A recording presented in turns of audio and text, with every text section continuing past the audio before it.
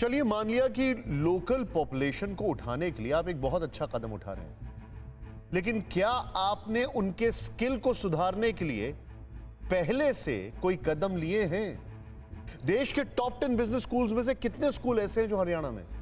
देश के top 10 engineering college में से कितने इंजीनियरिंग कॉलेजेस ऐसे हैं जो हरियाणा में?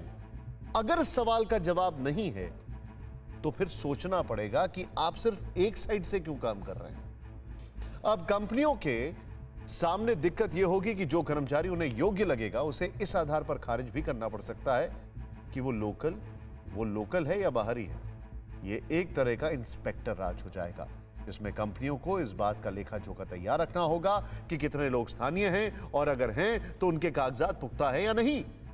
कंपनियों को सरकार के पोर्टल पर यह सारी जानकारी देनी होगी और उसे हर 3 महीने में अपडेट भी करना होगा। कुशल कर्मचारी नहीं मिले तो कानून में छूट के लिए जिले के अधिकारी से इजाजत लेनी पड़ेगी और अगर कहीं कोई कोताही हुई तो जुर्माना भी भरना पड़ेगा। लाइसेंस तक रद्द होने की नौबत आ जाएगी। जरा सोचिए, जिस हरियाणा में कार, ट्रैक्टर, बाइक, साइकिल से लेकर कालीन और अचार तक बनता है, वहां इंस्पेक्टर राज का चाबुक चलेगा तो ईज ऑफ डूइंग बिजनेस कैसे बढ़ेगा?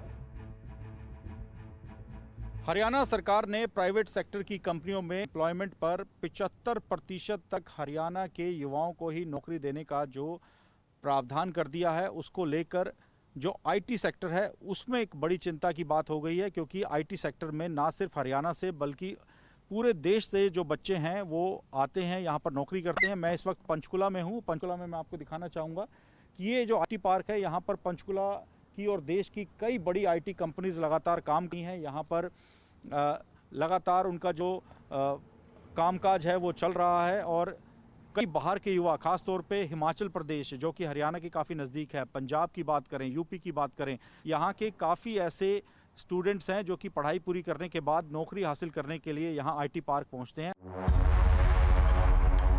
उत्तर प्रदेश के सहारनपुर के रहने वाले मयंक अग्रवाल पंचकुला की एक आईटी कंपनी में वाइस प्रेसिडेंट हैं। मयंक को यूपी में जॉब नहीं मिली और हरियाणा में जॉब की कभी दिक्कत नहीं हुई, लेकिन आरक्षण का नया कानून इन्हें ठीक नहीं लगता। हरियाणा वालों के लिए भी नुकसान है, क्योंकि हरियाणा वालों के लिए अगर ये गवर्नमेंट अभी ऐसा रूल लगाएगी तो आगे आगे और स्टेट्स भी लगाएंगी। फिर हरियाणा के जो अगर टैलेंटेड लोग हैं उनको कहीं और स्टेट्स में ऑप्शन नहीं मिलेंगे। हिमाचल प्रदेश के कांगड़ा की रहने वाली शिवानी एक आईटी कंपनी में फाइनेंस एग्जीक्यूटिव है। पढ़ाई खत्म करते ही यहाँ नौकरी मिल गई, लेकिन अब चिंता ये है कि नया कानून लागू हुआ तो शिवानी जैसे नए लोगों का क्या होगा। हर स्टेट पे ज़रूरी नहीं है कि आपको हर कंपनी अच्छी मिले और अच्छी अपॉर्चुनिटीज़ प्रोवाइड करे। कहीं और लोकेलिटी वाली भी कर सकती है, तो बंदा वहीं पे जाना प्रेफर करेगा, वहाँ की कंपनी में जाना क्यों प्रेफर करेगा।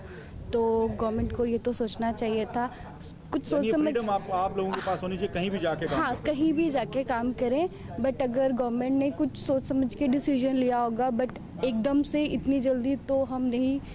पंचकुला आईटी पार्क एसोसिएशन का कहना है कि अब उन्हें दूसरे राज्यों के युवाओं को नौकरी देने से पहले 100 बार सोचना पड़ेगा। लोग आसपास से आते हैं, कोई हिमाचल से आता है, कोई पंजाब से आता है, तो इसके लिए उनके लिए जो न्यू एंटरप्रेन्योर है उसके लिए थोड़ा सा टफ हो जाएगा, कि जो टैलेंटेड हैं उनको यहाँ मतलब अपने टैलेंट दिखाने का मौका नहीं मिलेगा या और कहीं जाना पड़ेगा। प्राइवेट नौकरियों में आरक्षण का मसला वोट बैंक के लिहाज से भी महत्वपूर्ण है। जाहिर है हरियाणा के विपक्षी दलों के लिए भी अलग राय रखना मुश्किल है। ये बात विधानसभा सत्र में उठी भी थी कि ये गलत है वैसे, पर जो हमारे बच्चे हैं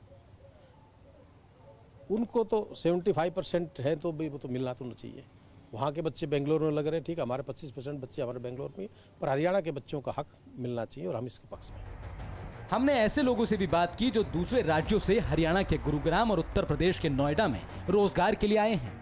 नया कानून अब बन गया है कि जो हरियाणा के लोग हैं 75% नौकरी जो 50,000 तक की है उनको उनमें आरक्षण लगेगा। इस खबर पर आपका क्या सोचना है? नहीं, उनका मानना अपने स्तर से बिल्कुल गलत है। मैं इसका कोई समर्थन नहीं करता हूँ। अब बताओ ये इसके आगे जब मैंने कि अभी बताया था सर को, इसके आगे एक लोगो लगा हुआ है Maruti Suzuki India limited. India limited logo लगने का मतलब ये है कि इंडिया के सभी राज्यों को जॉब और प्रावधान करने का अनुमति है। मानता हूँ कि यहाँ के भी युवा है, जैसे ITI कर रहे हैं, ITI अदर स्टेट की भी करते हैं, सभी को ये युवा जो रोजगार है जो कि इन्होंने स्टेटमेंट दिया है मेरे संज्ञान में भी है, पर मैं इसका विरोध करता हूँ पूरी रूप से, मैं समर्थन नहीं करता हूँ। मोदी जी का ये एक नियम है कि सबका साथ सबका विकास, लेकिन इन्होंने केवल हरियाणा के साथ हरियाणा के विकास की बातें करें, ये गलत है। ये पूरे इंडिया के साथ लेके चलते, पूरे सबके विकास की बातें सोचते हैं। लेकिन हरियाणा निवासी कर्मचारी और यूनियन से जुड़े लोग इस कानून को सही बता रहे हैं। आपके लिए तो ये फैसला बड़ा खुशी वाला होगा कि अब हरियाणा के जो युवा होंगे उनको 75% जो नौकरी है उन पर उनका आरक्षण रहेगा। हाँ जी, वो सही है वैसे तो, मैं क्योंकि अपनी अपनी स्टेट में अपना मतलब रोजगार चाहिए बंदे को, उधर उधर भागना ना पड़े, अपनी स्टेट में जो काम कर रहा है तो सही है सर, इसी मेरे हिसाब से। तो बाकी अगर हरियाणा की जनता को खुद काम करे अपनी स्टेट में तो अच्छा है सर, आप अपनी डिस्ट्रिक्ट में स्टेट में तो सही है सर मेरे हिसाब से। आपके लिए ये जानना भी जरूरी है कि इस मुद्दे पर संविधान क्या कहता है। ये अब बहुत ही कॉम्प्लेक्स कॉन्स्टिट्यूशनल इशू है।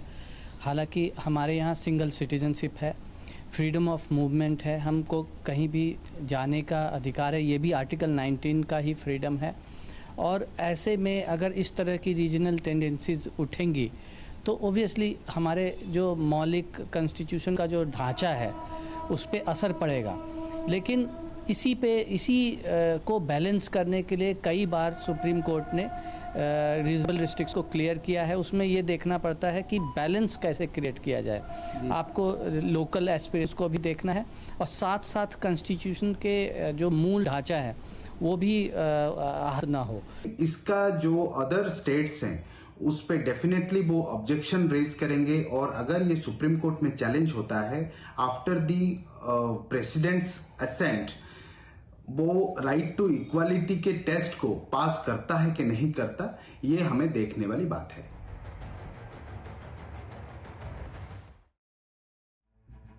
परवाह देश की, सोमवार से शुक्रवार रात 10 बजे TV9 भारतवर्ष पर।